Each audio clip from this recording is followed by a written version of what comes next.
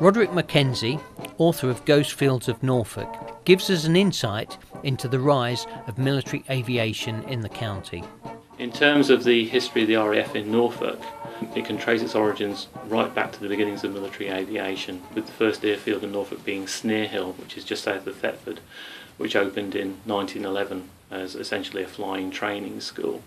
Another important strand in the history of Norfolk in the years leading up to the First World War was the airships and dirigibles, which were based at the big site at Pulham, the airship sheds of which are now to be found relocated at Cardington in Bedfordshire. With the beginning of the First World War, there was a massive expansion of airfield sites throughout Norfolk. Everything from major training stations like Narborough, Sedgeford and Bircham Newton, to minor landing grounds, which would be places like Spall and Bexwell. The Royal Naval Air Station at Great Yarmouth was a frontline defence against the Zeppelin menace in the First War. There, intrepid flyers like Peter Cadbury and his colleagues took the battle back to the menacing airships of the Kaiser. One of the emergency landing stations for the RNAS was built at Sedgeford. If fuel was short, planes could land there, and Peter Cadbury had to do so on one occasion. The Sedgeford Historical and Archaeological Research Project continues to work on both ancient archaeology and what is termed modern conflict archaeology at the village. At Sedgeford, it was the first war that had a major impact. Not in direct conflict, but with hundreds of airmen undertaking their training at the airfield. Begun as a Royal Navy airfield in 1915, then a training base for the RFC, and later with the RAF before it closed in 1919. It became a major site with its hangars, its own rail line and many support buildings. But the evidence on the ground has now nearly all gone. Geophysics is a major tool of modern archaeology. Jerry Revel. We're standing fairly close to the course of the railway that served the aerodrome. We're using geophysics, specifically a resistivity meter, to try and plot the course of that railway. The archaeologist can move reasonably rapidly across the area to be explored, and the results can provide mapping for more detailed investigation. Elsewhere on the site, buildings and hangars are being investigated. Maps, diagrams and newspaper reports all contributed, and even advertisements for the sale of the buildings and materials. The newspapers also record details of the tragedies that occurred in the course of training. The hangars have all long gone, often becoming parts of garages or large storage facilities across Norfolk. The foundations are still there. Mike Lapworth is working at the corner of a building. You can see the wall lines. There's a door opening, another little section of wall here, and then we have a nice little trough leading down at a fall to a gully, china gully, with the cast iron grating still in place. So I guess what we've found is the camp urinal. It's a short walk down the track to the open field that today has returned to agricultural use. Where once the roar and drone of aircraft engines was commonplace, the occasional noise of a single tractor may break the peace. Roderick McKenzie again. The RAF was a very small concern throughout the 1920s and the early 1930s. The expansion era began around about 1936 and started to produce some new airfields at sites like Marham, Watton, Coltishall, and Bircham Newton was modernised and heavily expanded, and this expansion continued right up until the outbreak of the Second World War. Three major commands were represented in the Second World War. Fighter Command were centred on Coltishall, Bomber Command operated out of Downham Market, and Coastal Command had their major hub at Bircham Newton. Sheringham man George Stibbons recalled returning to base after sorties over the North Sea and raids on enemy ports. We used to come back every morning and hop over Cromer Pier. We used to make a landfall down roughly around Munsley Way then creep round the coast, come over Cromer Pier, cut inland at Sheringham, back to Bircham Newton.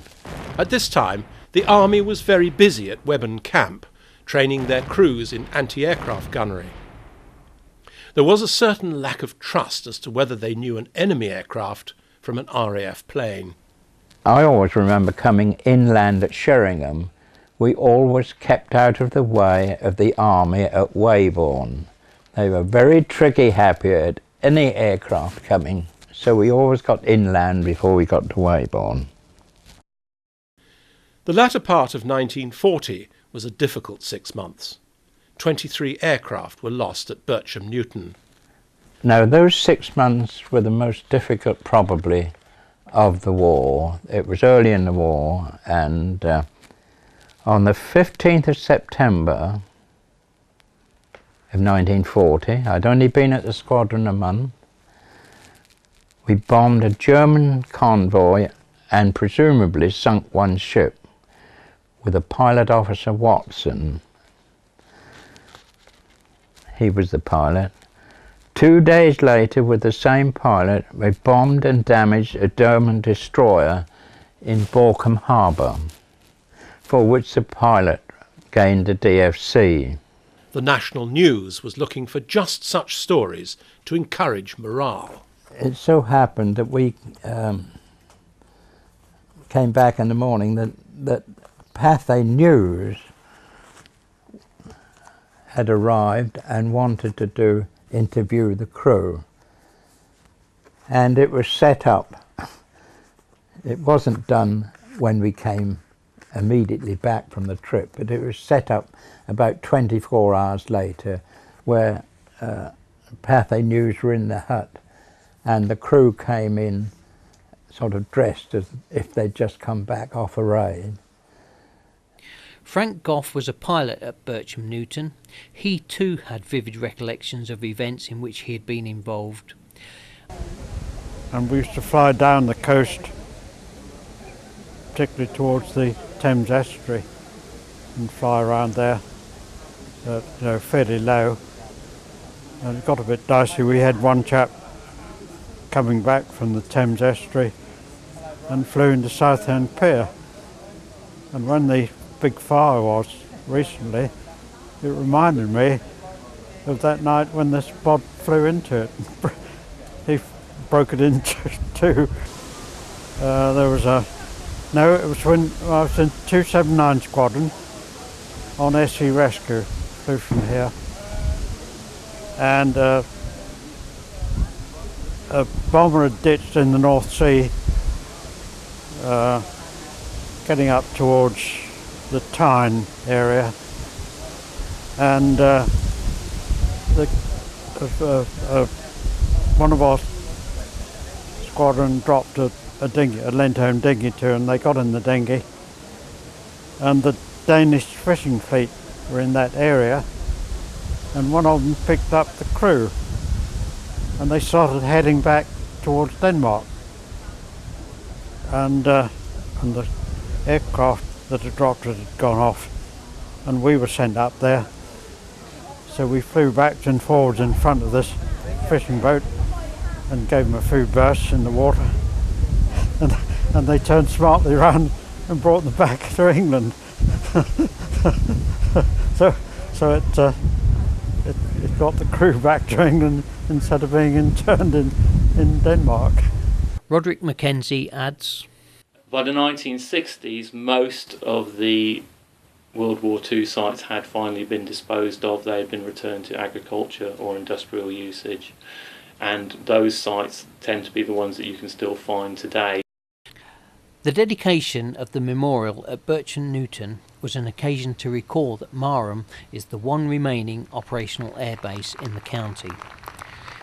There were in Norfolk more than 50 operational airfields, all of them heavily engaged in the air battle against the Nazis. You could call the county in those days an unthinkable aircraft carrier. Well, inevitably, at the end of the war, the majority of them would return to farmland or other peaceful purposes. But today, through a series of, over the years, of defence cuts, we're now down in Norfolk to just one operational RAF station, and that, as I think you all know, is at RAF Marham, which is a very busy tornado place, and as far as one can see, the future of at least one base, Marham in Norfolk, is secure. The arrival of 809 Naval Air Squadron and 617 RAF Squadron with the new Joint Strike Fighter will carry forward Norfolk's fine tradition.